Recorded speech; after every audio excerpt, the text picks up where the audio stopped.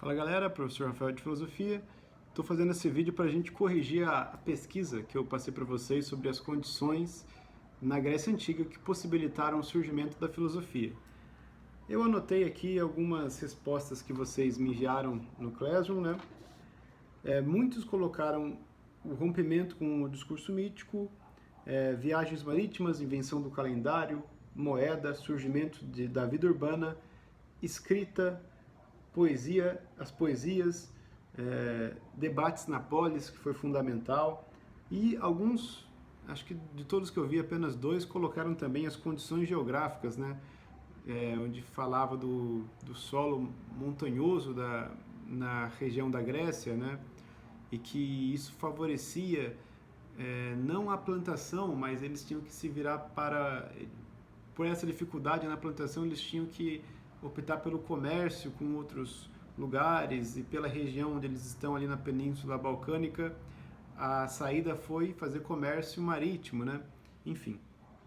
E eu vou comentar essas questões que vocês colocaram e também colocar algumas outras que eu vi que não foram apresentadas por vocês. Bom, primeiro que a gente percebe, eu já falei para vocês, né, que a filosofia nasce do rompimento com o discurso mítico. E a gente percebe que essas condições que vocês colocaram aqui, elas favorecem esse rompimento, né? Porque a gente vê o homem tendo mais domínio, tendo mais conhecimento sobre certas áreas, o que coloca em xeque algumas narrativas míticas, algumas explicações míticas, né? Por exemplo, né, colocaram aqui, né, viagens marítimas e invenção do calendário. Quando o homem começa a viajar pelo mar e ter aí o seu calendário, ele pode aí mapear melhor as estações do ano.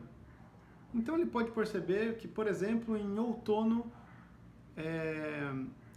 o mar fica mais agitado. Aí aquela explicação de que o mar ficava agitado quando Deus Poseidon ficava irritado, começa a fazer, mas espera aí, então sempre em outono ele fica irritado? Porque, sabe, você começa isso abre para um questionamento das explicações anteriores, porque você passa a ter mais conhecimento, né, com essas práticas aqui que vocês colocaram, né, moeda, troca comercial, né, como os gregos tinham que sobreviver pelo comércio, eles acabaram conhecendo diversas culturas diferentes, né? Então, imagine um povo que não tem muita troca, que não tem muita troca cultural, né? Por não ter ali um comércio tão aflorado. Ele só vai conhecer aquilo ali. Agora, um povo que está sempre trocando com outras culturas, ele vai ver que a outra cultura tem explicações diferentes das dele, certo? Então ele vai ver que a narrativa que ele usa não é a única, que os outros povos com quem ele faz comércio também têm as suas narrativas, né? E tudo isso vai ajudando aos gregos, né, no caso, a romperem com esse discurso mítico, né, por esses novos conhecimentos que eles estão adquirindo nas trocas culturais, né, que eles faziam pelo comércio, né, esse do calendário que eu falei, a vida urbana que vocês colocaram, debate na polis, isso é fundamental, né, porque os gregos eles debatiam na ágora, que era uma praça pública, né, onde tinha comércio, festas, debates, julgamentos. Então, como vocês sabem, né, foi na Grécia que surgiu a democracia. Então imagina só, está tendo lá um julgamento, né, e as pessoas podem aí ter o seu poder de voto, né? Se vai condenar como culpado ou não, se não, por que não vai condenar. Então perceba, na polis, com esse debate, você precisa argumentar. E aí, por exemplo, o cara, sei lá, matou o cara e está sendo julgado. Um cara matou o outro e está sendo julgado. Um explica que ele ficou furioso porque ele foi enfeitiçado pelo deus Dionísio. É uma narrativa. Aí o outro vai e fala, não, ele matou o outro cara porque ele ouviu o outro cara falando mal da mulher dele. Enfim, a narrativa que não se usa de recursos míticos, nesse contexto de julgamento, acaba sendo mais convincente. também. Então esse ambiente de debate na polis é fundamental, certo? Porque você tem que convencer, tanto em julgamento como na própria política. Né? Imagina que eles estejam em uma guerra, estão bolando estratégias para enfrentar um inimigo. Né?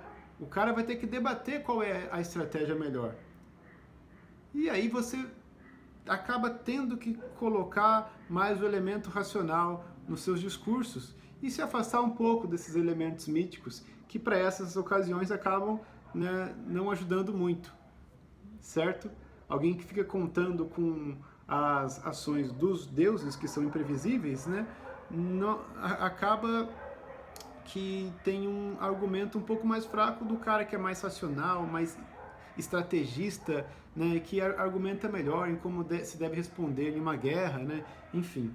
Então, o debate é fundamental.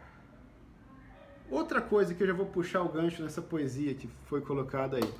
A religião na Grécia Antiga, diferente dos outros lugares, ela não era institucionalizada, não era hierarquizada. O que eu quero dizer com isso? Nas outras civilizações, os caras que falavam sobre os deuses eram os sacerdotes, certo? Tinha um grupo lá que detinha o entendimento sobre os deuses, e o entendimento ficava com eles. O povo não tinha acesso. Na Grécia, não. Na Grécia, todo mundo debatia, né? Aí vocês colocaram poesia. Os poetas contavam histórias sobre os deuses, né? A gente vê o Homero, que é um dos mais famosos aí, escrever histórias sobre o Aquiles, que é um semideus. Ou seja, não é um conhecimento que ficava restrito a uma pequena elite sacerdotal que vai falar todo o conhecimento acerca dos deuses. Não, na Grécia todo mundo debatia. Então olha aí o papel-chave do debate também. Não só questões políticas, como religiosas, né?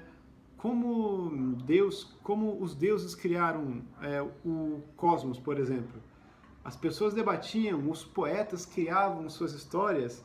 Então, isso também fomentava aí um ambiente de debate, de seleção da melhor narrativa explicativa, certo? Isso também favorece o surgimento da filosofia.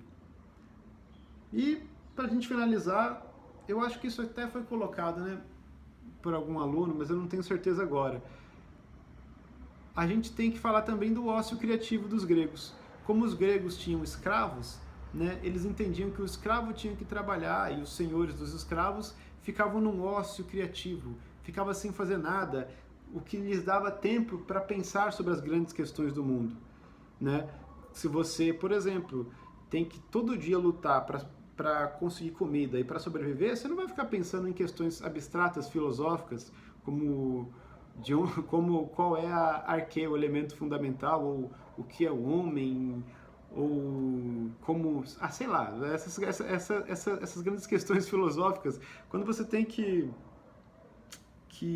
lutar para sobreviver, você não perde tempo com elas, porque você tem coisas mais imediatas para conquistar. Como os gregos tinham escravos e ficavam em tempos ociosos, eles podiam ficar pensando, o que é o tempo? E ficar lá filosofando sobre isso, escrevendo, né? A escrita foi colocada aqui também, e debatendo aí com os seus. Tá? Então, acho que deu pra gente fechar bem aqui, não quero me alongar, já tem 9 minutos de vídeo. Gente, qualquer dúvida pode mandar mensagem no WhatsApp e a gente vai se falando. Valeu!